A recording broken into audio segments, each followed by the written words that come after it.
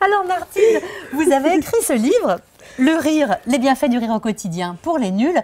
Vous êtes rigologue. Oui. Qu'est-ce que c'est que ce métier? C'est un métier qui n'aurait pas existé si on n'avait pas eu la crise. Hein, voilà, c'est-à-dire qu'on constate avec la crise qu'on rit de moins en moins et qu'on a besoin de rire. Et donc, on a créé des moments où on se réunit juste pour ça. Juste pour rire, donc les clubs de rire. Et puis est venue aussi l'idée d'aller dans des endroits faire rire des personnes qui en avaient besoin. Notamment dans les entreprises. On a besoin. Voilà, on a besoin de faire des pauses, des pauses de rire, de convivialité, recréer du lien, dans des endroits comme les maisons de retraite, les hôpitaux, où il y a déjà des personnes qui œuvrent parce que le rire donc, va permettre de moins ressentir la douleur, avec les morphines naturelles que ça va créer. Donc voilà, il y a des endroits qui sont des bons endroits pour réhabiliter le rire. Donc vous faites des formations, vous réapprenez aux gens à rire en fait. Voilà, en fait, on va enlever tout ce qui les empêche de rire, parce que le rire, c'est une fonction naturelle, c'est un réflexe vital.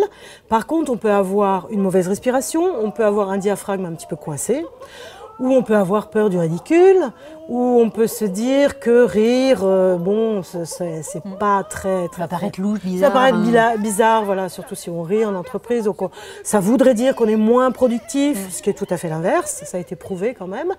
Donc voilà, c'est juste redonner l'autorisation et redonner la possibilité aux gens de retrouver leur naturel, quoi, en fait. Alors dans ce livre, Le rire et les bienfaits du rire au quotidien, donc pour les nuls, qu'est-ce qu'on y apprend? On apprend à respirer à nouveau. On apprend ce que c'est qu'un diaphragme et comment le stimuler. On apprend aussi comment on rit dans différentes parties du monde, différents en Russie, que chez les Esquimaux, que chez les Français. On apprend aussi que l'humour est quelque chose de mental et culturel, alors que le rire est universel.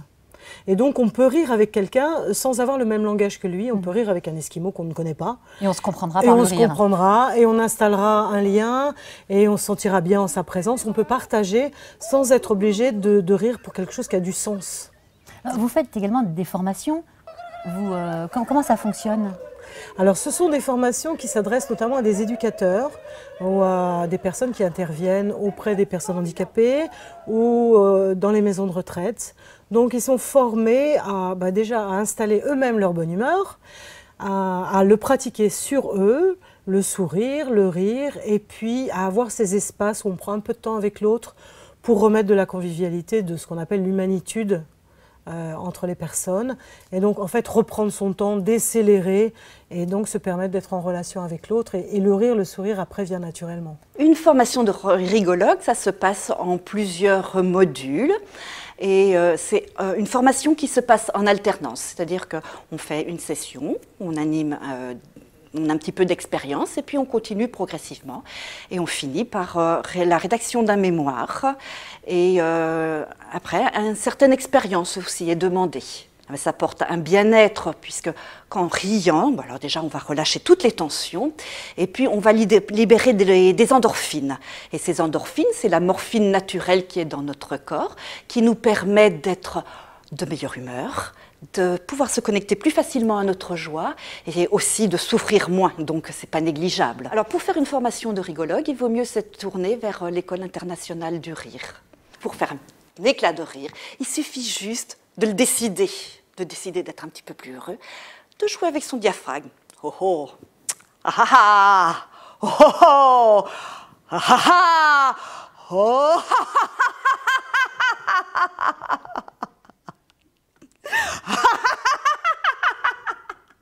Donc vous faites des séances en fait où les gens rient entre eux, ça se passe comment? Alors quand je forme des personnes au rire, oui, on pratique, on fait du yoga du rire. Des yoga du rire, on est un certain nombre, on va faire des exercices de décontraction dans un premier temps. Après, on va faire des exercices ludiques, on va se regarder, puis on va faire des choses entre guillemets un petit peu ridicules, un petit peu bon enfant on va dire. Et ensuite, quand le corps sera prêt, c'est-à-dire qu'on aura bien respiré, qu'on aura débloqué différentes parties du corps et qu'on aura plus l'inhibition du regard de l'autre ou du regard, l'auto-jugement, on va s'installer au sol et on va faire une méditation du rire. D'accord. Donc la méditation du rire, c'est laisser le rire surgir. Voilà. Puis comme c'est communicatif, comme il suffit d'entendre quelqu'un rire pour se mettre soi-même à rire, Du coup, ça part tout seul. C'est comme le bâillement, c'est communicatif. Mais c'est si facile de faire rire quelqu'un? Quelqu'un qu'on a envie, oui. Et puis même avec l'effet de ce qu'on appelle les neurones miroirs, si on se sourit, si je vous souris, si vous me souriez, bah, on va avoir envie, voilà, de faire pareil, quoi, hein. Et si on fait la tête, forcément, on va créer un regard fermé chez l'autre. Oui, un regard fermé chez l'autre, voilà. Donc, on peut faire un petit exercice, par exemple. Il y a quelque chose qu'on peut faire toutes les deux pour... Oui, par exemple, on pourrait donc créer un contact physique, par exemple, avec l'index.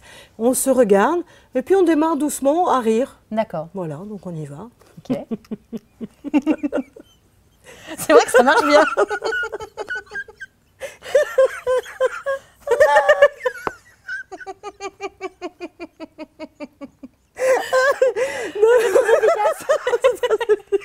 Après, on ne peut plus s'arrêter, attention.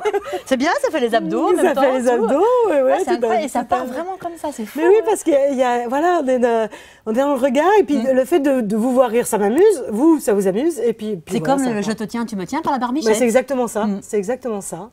Donc, en fait, pour rire, c'est très simple, il faut juste commencer à le faire, et puis en le faisant, ça se fait. Et avoir envie. Voilà. Et c'est bon pour la santé?